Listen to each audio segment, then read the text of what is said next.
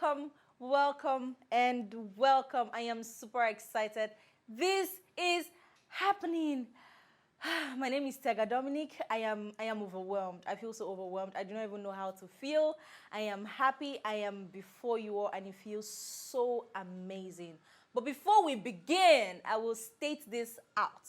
This is my first time ever hosting a show. Not just a show, guys. My show. The Pandora Show with Tega.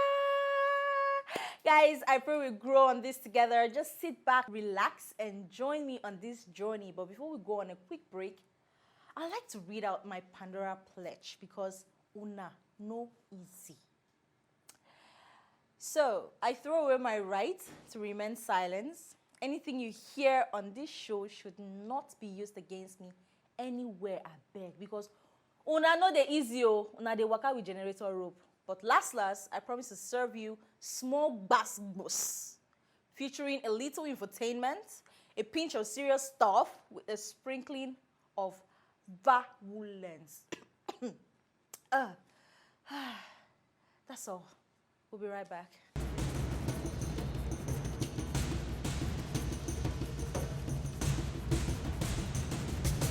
Welcome back, guys. I'm super glad you're here. Without you, I will not be here. You know what, guys? This show has been a long time coming, and I am super glad we could make it happen last. But on this very first episode, we'll be talking about cosmetic procedures and what they don't tell you. Before we go ahead, we would like to show you a little clip, but with a warning that some of you may find it disturbing. Take a look.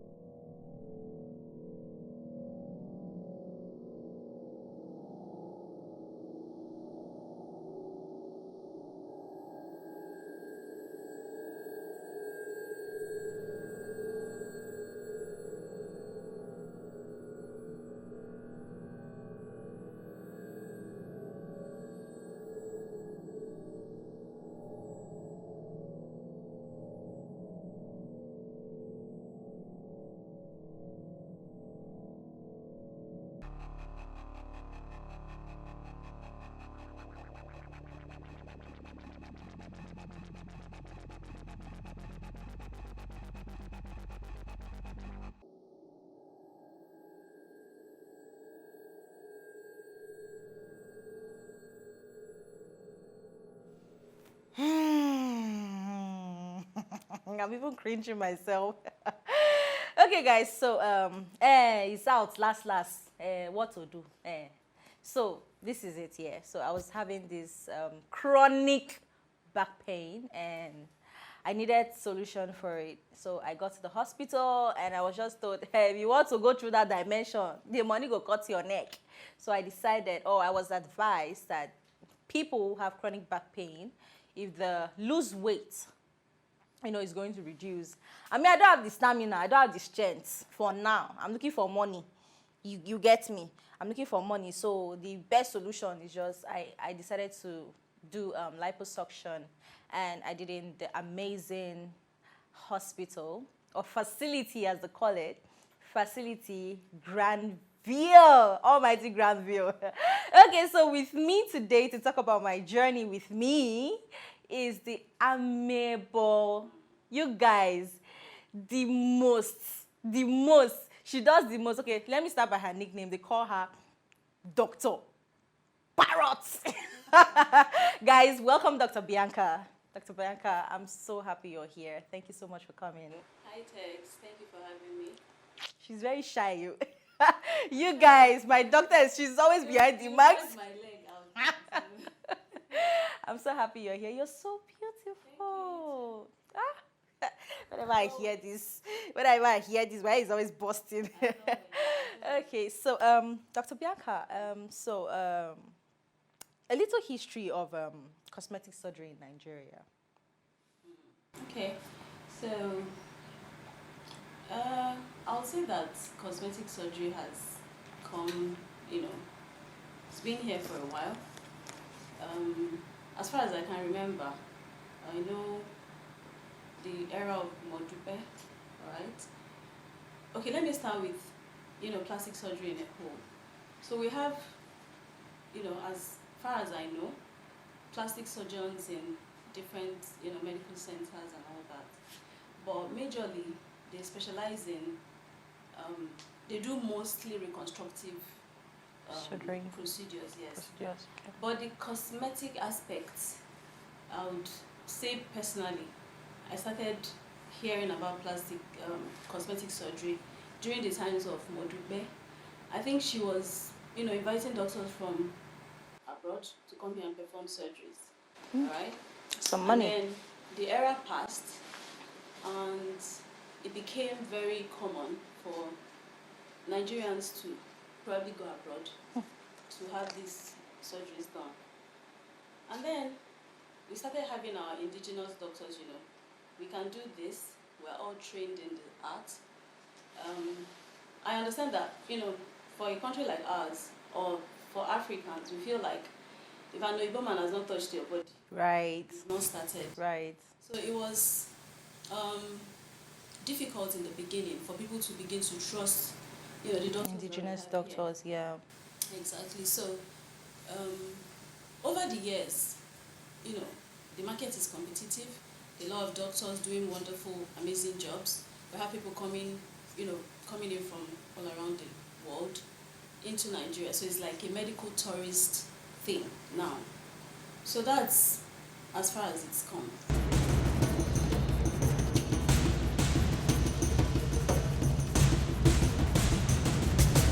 When I got to the facility and then I saw the equipment, everything, like in my head I was like, how did Dr. Ayo come up with where this man carry money from? Like, because in a to buy visa and I remain, like, let me just go abroad.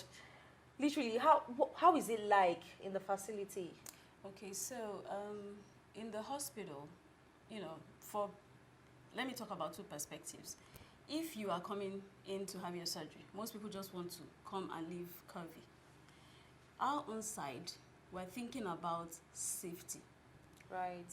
You don't want someone to come into your facility to have a plastic surgery procedure that is not an emergency done, and then something happens to the person. Like, you will literally just not, go home to sleep. So, and safety in medicine, you just can't do without the equipment. Very expensive, but very important. Right. All right. So we'd like to assure you that when you come in, you're safe. Because I've seen people come in and they're scared.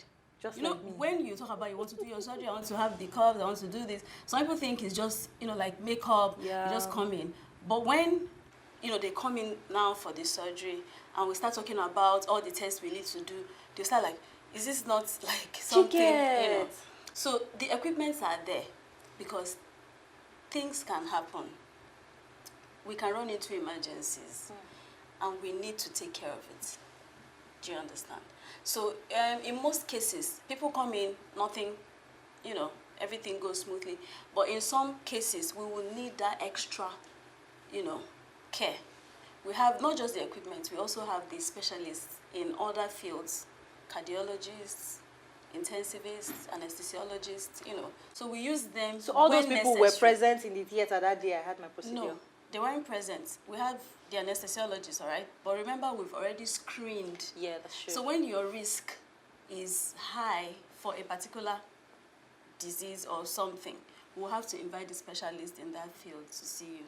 So we work on individuals like just you and yourself. Wow. So the equipments are, they're very necessary.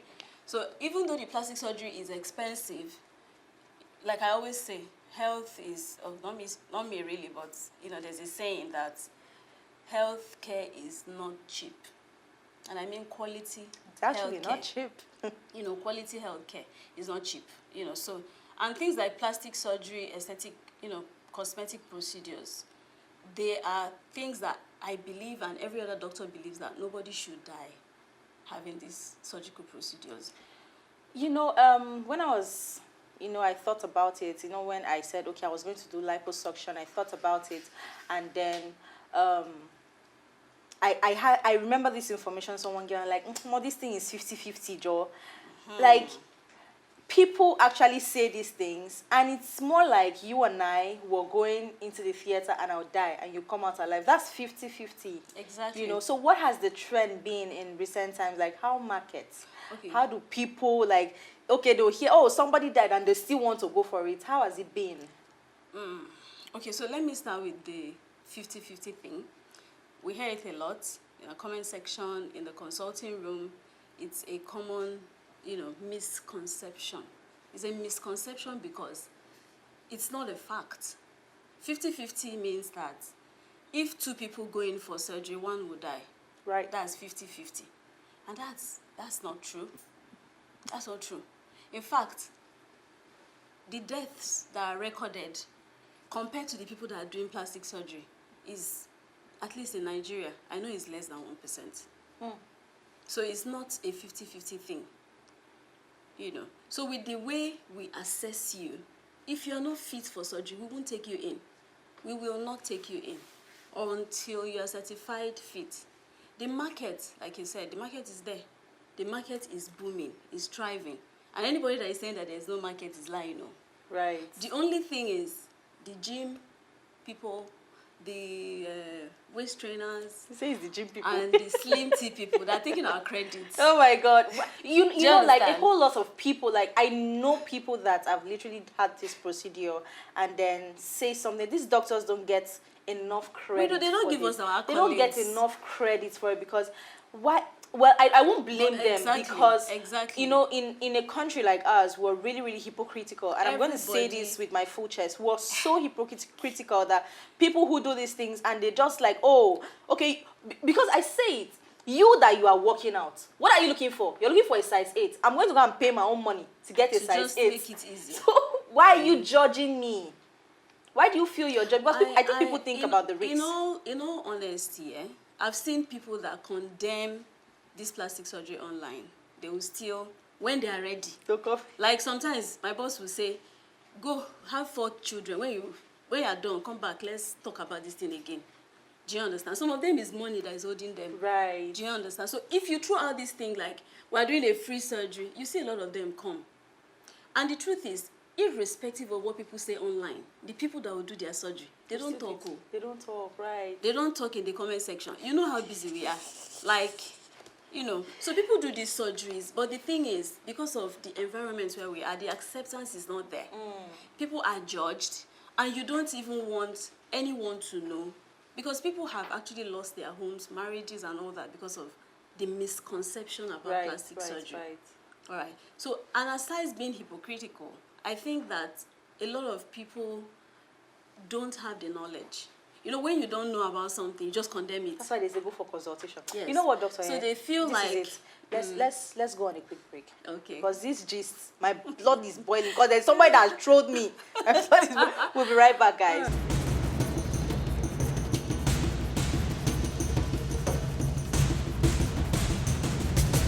Thank you so much, guys, for keeping it locked. So we're still on with complications and how it affects people. Wait, doctor, these complications here, how do you guys handle it?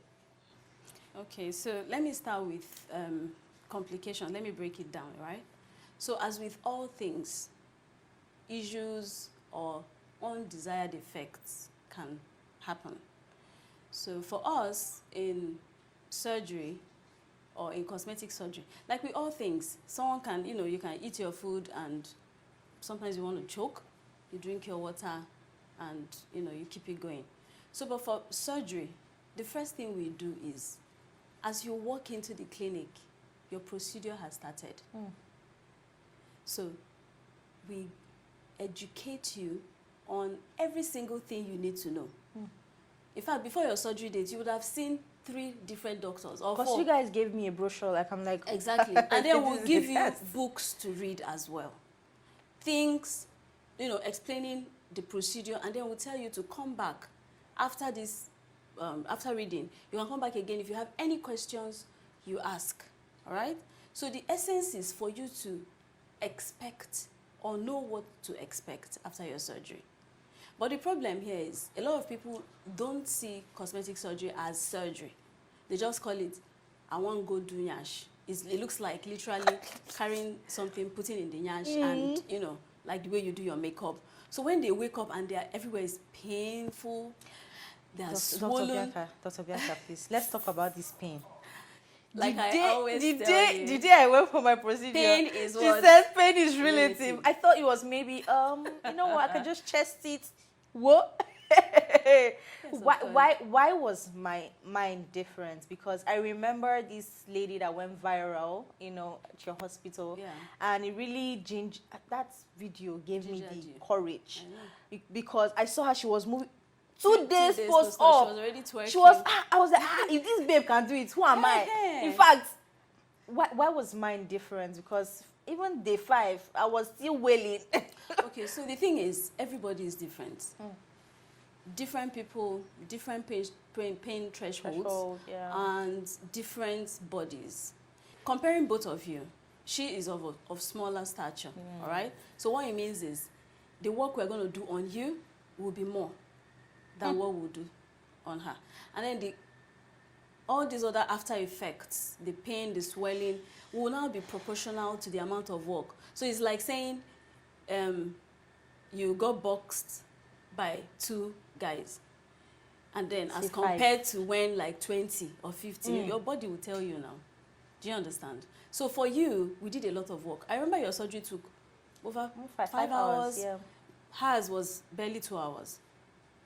In fact, in the theater, I was like, where is all this fat coming from? Even me, I didn't, because sometimes when I look at myself in the mirror, I'm like, I'm your coming to a size 12. Your procedure is what we refer to as large volume liposuction. Wow. Because we got over 6,000 mils from everywhere. Do you understand? So for someone like you, the usual recovery period, 2 to 4 weeks, is you might still struggle afterwards. All right? So some people will still do that, and the next day they're up and they're home. Well, those people, they have joined something. It can't be real. They have joined something. So that's why I said that pain is relative. I don't Right. know. It's like labor. Some people go into labor, and they tell you Yeah, that they before tell the doctors even talked, they've already. Right. While some will say, they will never go back to the labor.